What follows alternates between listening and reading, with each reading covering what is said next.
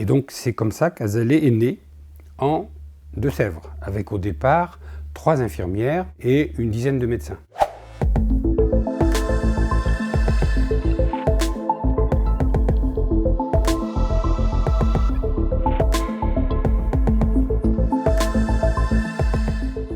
Je suis médecin généraliste de formation poitevine. Je me suis installé en médecine générale à Bouillé-Loré, puis je suis venu à Argenton-l'Église en association avec le docteur Loussoirne. Et ensuite, je me suis retrouvé tout seul sur Argenton-l'Église et j'ai pris ma retraite du soin en fin 2018. J'ai également été médecin coordonnateur de 2 EHPAD, Saint-Martin-de-Sanzay principalement, Notre-Dame-des-Neiges et surtout à Ramolières. Et depuis le début, je me suis investi dans le syndicalisme au sein de MG 79 et surtout la formation médicale continue des médecins, à la fois localement avec l'association de FMC du Thouarcet et régionalement au sein de MG Forme Poitou-Charentes.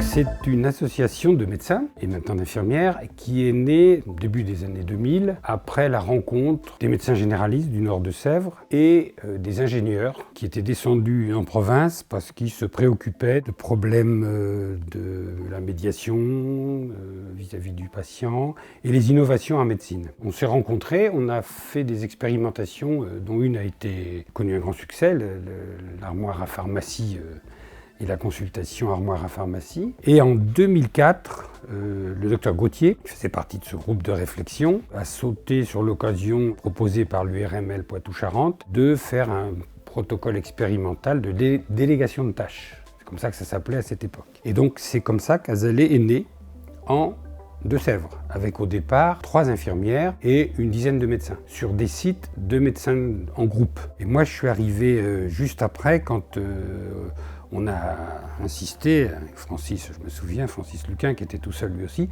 à mettre Azalée dans les cabinets où il n'y avait qu'un médecin. Et donc on a été les 2 premiers à avoir des infirmières Azalée en cabinet seul, avec l'infirmière Azalée tournant sur plusieurs cabinets. Donc Azalée ensuite, ça s'est multiplié dans les Deux-Sèvres. En 2008, on a eu l'extension régionale à Poitou-Charentes avec un soutien de l'État. Et ensuite, en 2012, c'est l'extension nationale. Aujourd'hui, on est 7062 médecins généralistes. 1628 infirmières, 2311 sites sur la France entière, y compris la Réunion, la Guadeloupe, la Martinique et depuis 2 mois, la Guyane. On a une infirmière. Et on a même cette année eu la joie de voir la naissance d'une association Azalée Filles en Polynésie. La Polynésie a un statut particulier, donc on a une Azalée Polynésie.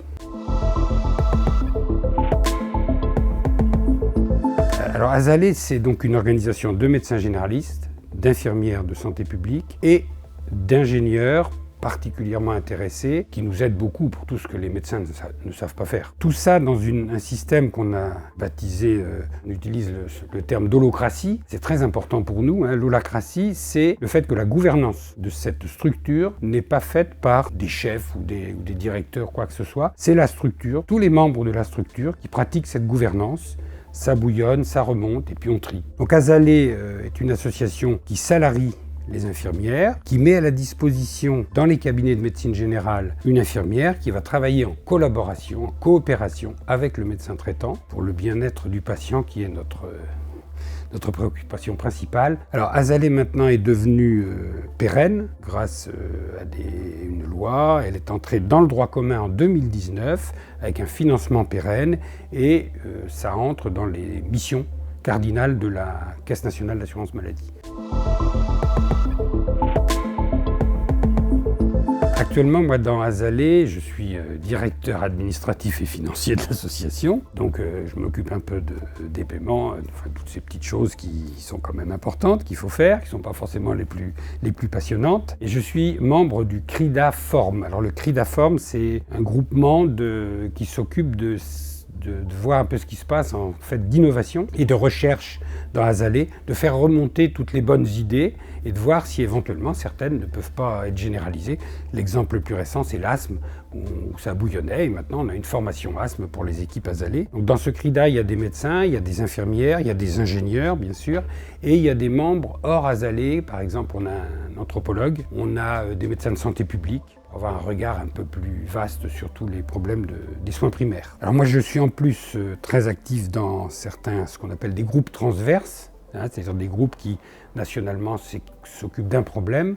Donc le groupe formateur, le groupe sevrage tabac, prise en charge du poumon, et le groupe addiction à l'alcool, et d'autres. Ce qui est important dans Asalée, c'est la constitution de ce qu'on appelle, nous, le binôme médecin-infirmière au service du patient. Ce binôme bénéficie de la répartition des rôles, de la collaboration, de la coopération de deux professions qui sont différentes dans leur vécu, dans leur formation, dans leur abord du patient. Et puis, un élément très important, c'est le temps. On sait que les médecins généralistes sont un peu débordés. Ils ont des journées à rallonge et ne peuvent pas forcément passer le temps qu'ils parfois ils voudraient passer auprès du patient. Nous, dans Asalée, on a donné ce temps à l'infirmière. L'infirmière, elle a le temps. S'il faut qu'elle passe 1 heure avec un patient, elle passera 1 heure. Quand elle fait une spirométrie, elle ne va pas le faire en 10 minutes. Elle va le faire en 3/4 d'heure. Et ça, c'est précieux, qu'un des deux membres du binôme ait plus de temps que l'autre. L'infirmière, elle, dans la CPTS, elle va recevoir les patients du médecin traitant, puisque pour l'instant, Asalée ne peut s'occuper que des patients ayant signé médecin traitant avec le médecin qui a signé la convention avec Asalée. Donc elle reçoit ces patients, alors souvent ils viennent envoyés par le médecin, et après l'infirmière, elle va faire comme elle veut. C'est elle qui va organiser son suivi en fonction de ce que, enfin comme elle veut, comme le patient veut aussi surtout. Et c'est elle qui va juger de s'il faut le revoir au bout de 8 jours, s'il est d'accord, ou de 15 jours, ou de 6 mois, etc. Par contre, elle va toujours tenir le médecin ou les médecins au courant de ce qui se passe.